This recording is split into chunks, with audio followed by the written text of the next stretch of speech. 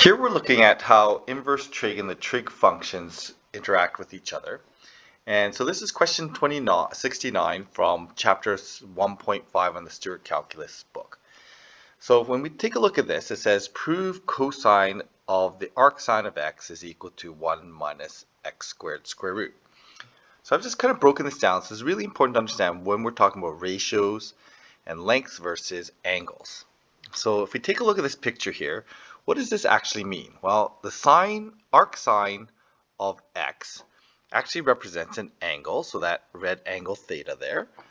The cosine is going to be this length here, this blue length here. And the cosine of theta will give us that blue length, so that's what the cosine of theta is. And then when we look at x, well, arcsine x means that the vertical length is x, the hypotenuse is 1.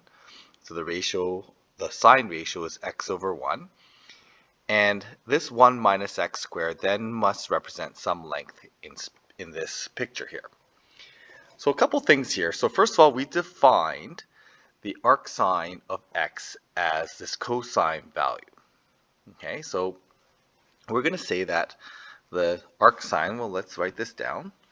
We're going to say that the arcsine of x really is equal to the angle theta. And that makes the cosine of the arcsine of x, I'm going to write this down. This is going to be the cosine, the arcsine of x, really is talking about the cosine of theta, of some angle theta.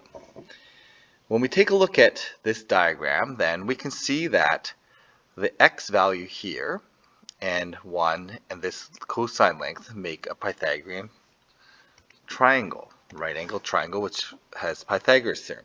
So this length here, the cosine of x, the cosine of theta, can be rewritten as the square root of 1 minus x squared.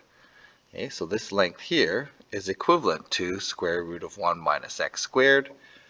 Well, if that's true, then the left-hand side of my equation can be replaced by 1 minus x squared, and that equals the right-hand side of the equation. So we've now proven that the cosine of the arcsine of x is equal to 1 minus x squared square rooted. And again, the key is recognizing how these parts show up in our picture here.